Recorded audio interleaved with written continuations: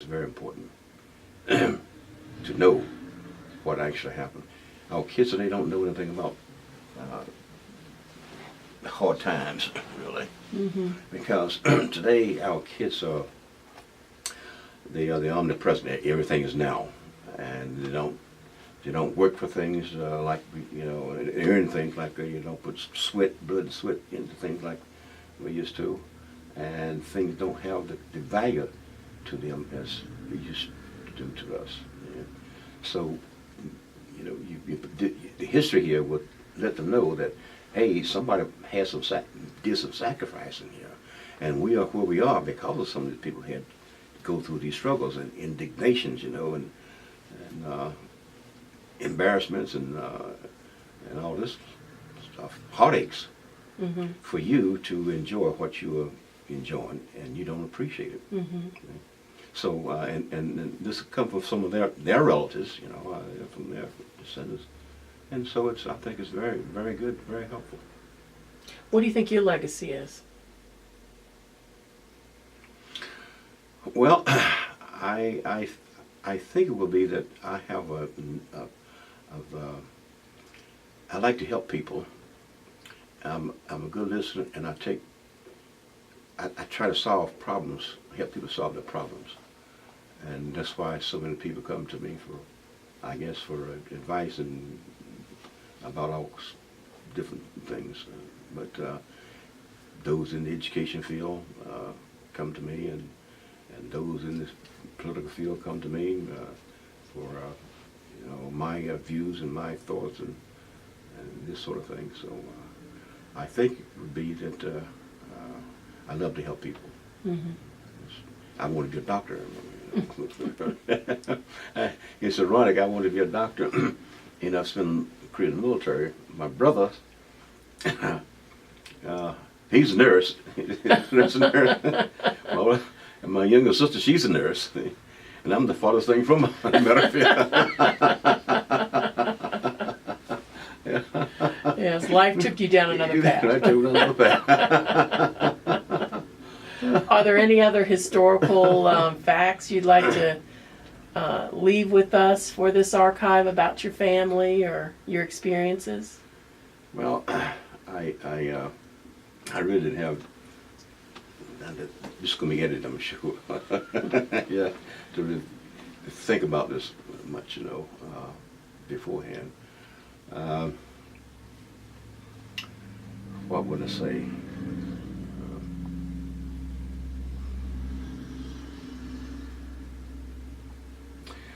We have to work hard to try to make the playing field level.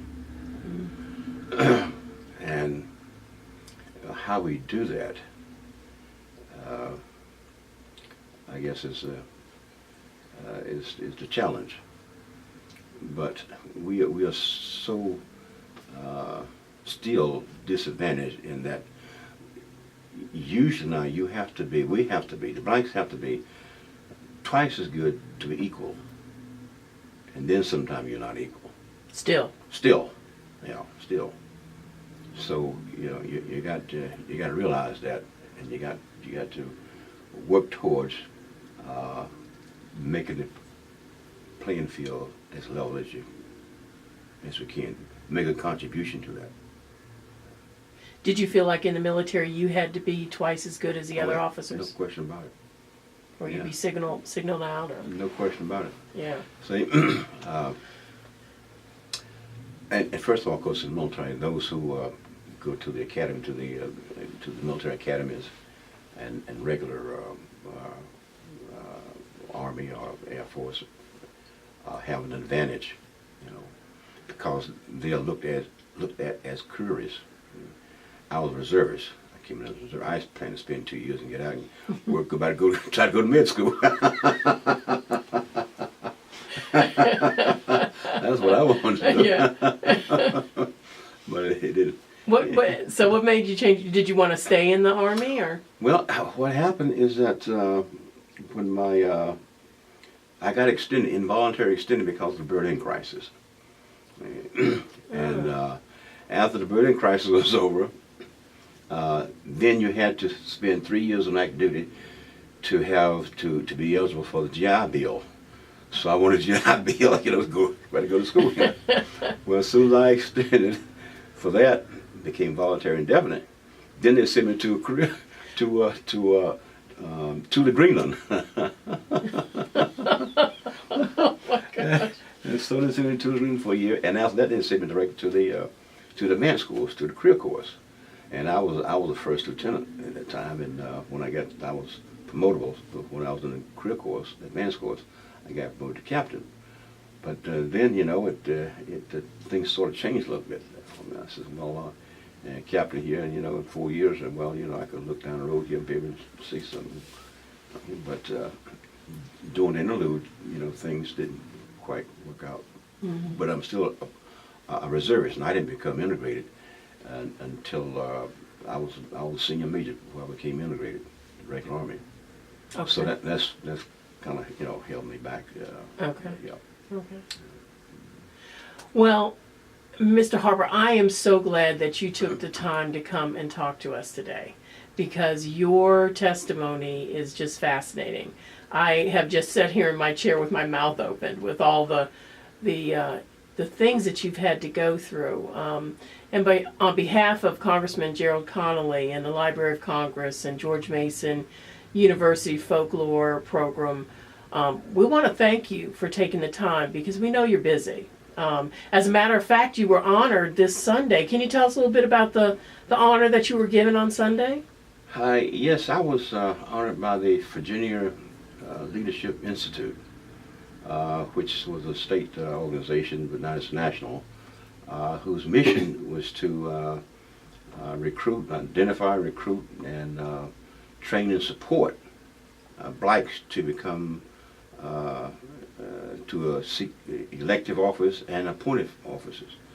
And so by my having been the first black elected in the county and the first black to have the whole department position in the county government, and my involvement in the civic activities of the county, and my involvement in the political arena, they thought that I was a good candidate to receive their Trailblazer Award, because I was first black also to be a Grand Marshal for the Dale City's 4th of July parade. See? And that's the second largest parade in the Commonwealth. Yeah. Yeah, I mean, the governors and senators and all come down and watch this parade, but I was first black to be the Grand Marshal. And there's only been 2 of us, I think, and the second one was a 4-star general behind me, Wow. So what other civic things have you done, or groups have you been involved in? I've been on so many boards and directors and committees. The Human Services Board, the Committee 100 Board of Directors, the Park Authority Board of Directors, School Board,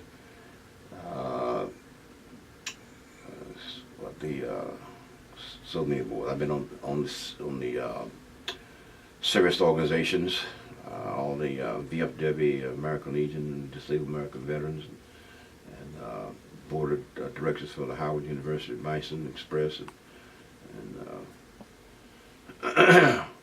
no, I can't. So you really have a legacy. I've been on a number of them. Yeah, things, yeah. And recognized by some of the churches here for outstanding support for the kids. And also recognized by Howard University as a leader in education. So I've done a couple things. I'd say a little bit more than a couple, but but I first got started here with the Boys and Girls Club, Dale City Boys and Girls Club, Dale City Sportsman's Club, and I did a lot of officiating with the little leagues, and which is very, very good, because it brings you in contact with a lot of parents and kids, and it's always helpful. Did you have any issues with that when you were doing it, or? No, my youngest son was a ball player. Okay. Yeah, so I did it with him. Okay, so you just assimilated and Yeah. there was no issues. Yeah. Yeah. We'll see. What else? uh,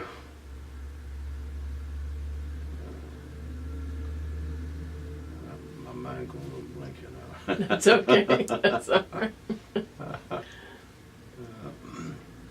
I can't think of anything else. But Okay.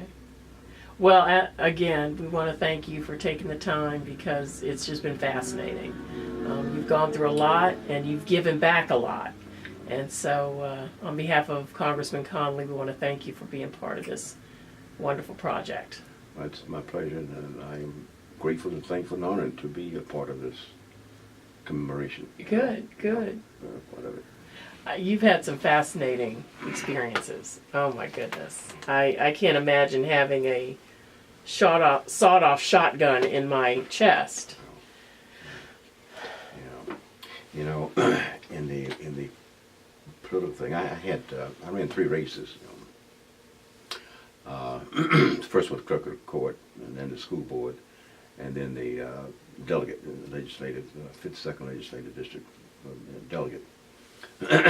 And each one of those races were different, and but the basis got me was came from the clerk of court race, and it was countywide race, of course. It included all the towns and cities incorporated within the county, and it was the most comprehensive campaign I had, and the best. Mm-hmm. But I got rooked out of it. Mm-hmm. You might not. But I got rooked out of it. See, I actually won that race, but it stole it from me. How'd they steal it? How'd they steal it? I don't see who steal votes. And I've had people tell me, Yeah. and to know, yeah, you got rooked. Yeah.